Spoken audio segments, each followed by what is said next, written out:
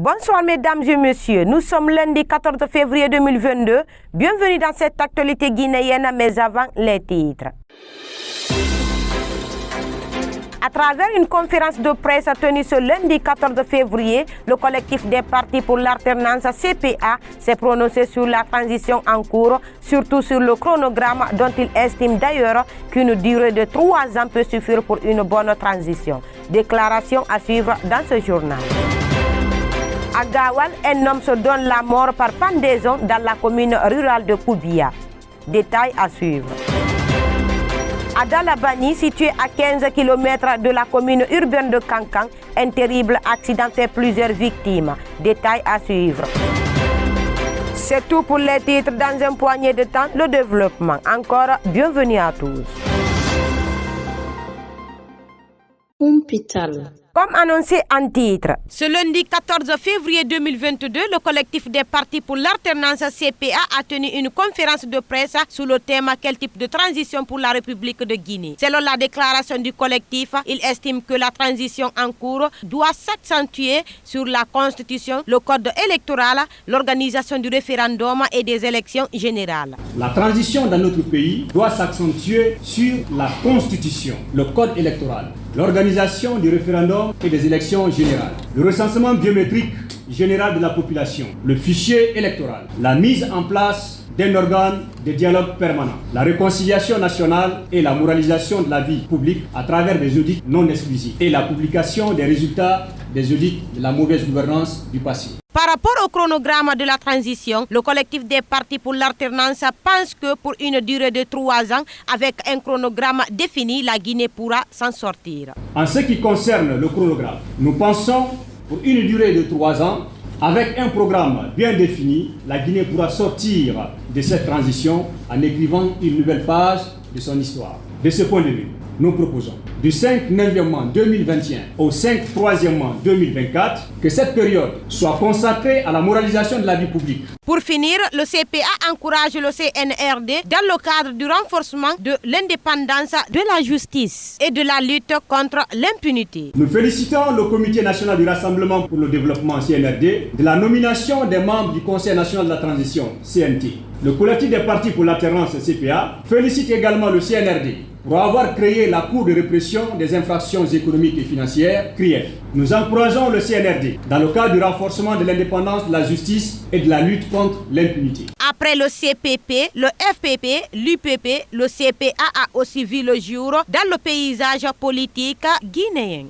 Hôpital. Ouvert le 19 janvier dernier devant le tribunal correctionnel de Kaloum, le procès d'Ousmane Nieloy Diallo et sa sœur Fatou Nieloy en fuite s'est poursuivi ce lundi 14 février 2022 à Conakry. Ils sont poursuivis pour injure et diffamation par la famille de l'homme politique Selou Dalen Diallo, représenté dans ce procès par Madame Kesso Diallo, Thierno Sadou Dalen Diallo et Fatoumata Binta Dalen Diallo. Les discussions ont été houleuses entre les parties au procès, mais à la demande de la partie civile, le tribunal a renvoyé l'audience à Huitaine pour production et diffamation de preuves. Et au sortir de la salle d'audience, Maître Alseni Aïssata Diallo, avocat de la partie civile, s'est félicité de cette décision du tribunal. Ce qui est important dans un procès pénal, c'est surtout l'administration des preuves. Nous avons demandé le renvoi à Huitaine et le tribunal a accepté pour la bonne et simple raison que nous avons déjà rassemblé toutes les preuves depuis très longtemps. Mais c'est pour que ces preuves-là puissent être à notre portée ici au tribunal, afin que cela soit administré au tribunal. Voilà le motif réel de cette demande de renvoi. Les preuves sont disponibles. C'est au moment même de la commission de l'infraction qu'on a rassemblé les preuves. Il appartiendra au tribunal de diffuser les preuves dans la salle d'audience, puisque ce sont des injures grossières qui touchent la dignité humaine, selon Maître Alseni Aïssata. Maître Sidiki Berete, avocat de la défense, s'est de son côté montré déçu par ce renvoi ordonné par le tribunal. Le renvoi est contre notre volonté, mais quand le vin est tiré, on est tenu de le boire. Vous portez plainte et vous n'êtes pas à même d'administrer les preuves. C'est une procédure de citation directe quand même. Les parties civiles devraient être à mesure de venir avec les preuves. On ne peut pas nous citer et commencer à fabriquer les preuves. Je suis franchement déçu. J'étais opposé à ce renvoi, mais comme c'est un renvoi qui a été intelligemment fait, parce que ce jour-là, on dit qu'il y aura les réquisitions et plaidoiries, je crois que tout le monde mérite d'être jugé dans un délai raisonnable. Vous ne pouvez pas garder vos preuves en poche pour les produire à la fin des débats. C'est déloyal. Ce n'est pas normal. A fustigé Maître Beretti.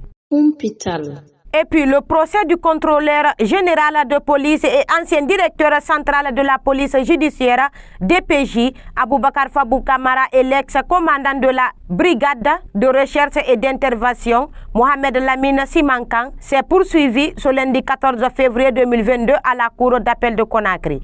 Ils sont poursuivis par Sekou Koundouno, Ibrahima Diallo et Fonike Mengue, tous membres de la coordination nationale du FNDC, pour un chapelet d'infractions, dont arrestation arbitraire, dénonciation calomnieuse, menace, injure, violence volontaire, atteinte à la vie privée, violation de domicile, destruction de biens. Dès l'ouverture des débats, le ministère public a pris la parole pour accuser la chambre de correctionnelle en charge de ce dossier. Le parquetier Mamadou Yambora Diallo a martelé que cette chambre correctionnelle a failli à sa mission lors de la première audience en s'abstenant d'exécuter le mandat d'arrêt émis contre les prévenus dans cette affaire. Finalement, la Cour a jugé utile de renvoyer l'audience au 28 février prochain pour lui permettre d'examiner cette réquisition du parquet relative à l'exécution du mandat d'arrêt contre Aboubakar Fabou Kamara et Mohamed Lamine Simankan. À présent, nous irons à l'intérieur du pays. Boubacar Bokoum, âgé d'une soixantaine d'années, a été retrouvé suspendu sur une corde attachée sur un oranger planté devant sa maison. Aux environs de 2 h du matin, son neveu Saïdou Bokouma est venu trouver le corps de son oncle Boubacar suspendu sur une corde, attaché sur la branche d'un oranger planté devant la maison. Surpris, il a rapidement crié pour alerter la famille et les voisins, a expliqué Mamadou Bokouma, joint au téléphone par nos confrères de Guinée Matin dans la journée de ce dimanche 13 février. Selon plusieurs sources, cette fin tragique de Boubacar Bokoum serait liée à la mort par accident de la circulation en août dernier à Koya de son unique garçon, Mamadou Bokoum, jeune enseignant de son état. Et depuis ce décès, son papa Boubacar Bokoum est devenu déprimé. Après le constat des autorités, le corps a été remis à la famille pour être enterré le dimanche vers 11 h au cimetière de Woupirde dans la commune rurale de Koubia. Les incendies continuent à faire des victimes dans la région de la Haute-Guinée. Ce samedi dernier, 12 février, c'est un feu d'origine mystérieuse qui a fait d'importants dégâts matériels dans le village de Kinkini, situé à 5 km de la commune urbaine de Kouroussa. Le bilan fait état de 22 cases, 3 greniers et des sommes d'argent incendiées. Dans ce village, les langues se délient. Les autorités locales soutiennent que le feu qui a fait des dégâts matériels importants serait provoqué par des génies qui seraient mécontents suite à un malentendu survenu entre un chasseur et sa famille. Selon M. Mori Kourouma, le chef du village de Kinkini, ce sont les génies qui ont provoqué cet incendie pour venger l'affront contre un chasseur qu'ils protègent. Les génies ont aimé un chasseur du village. Comme ce dernier a quitté la maison familiale suite à un malentendu avec ses frères et est parti s'installer à quelques encablures du village, cela a fâché les génies. Malgré de nombreux sacrifices faits dans le village, ils sont toujours mécontents et exigent qu'on construisent une autre maison pour lui. Avec le retard enregistré, ils ont mis en exécution la menace, a expliqué Mori Kourouma, le chef du village. Je vous le disais au sommaire, un grave accident de la circulation s'est produit dans la soirée de ce dimanche 13 février aux environs de 20 h dans le district de Dalabani, situé à 15 km de la commune urbaine de Kankan.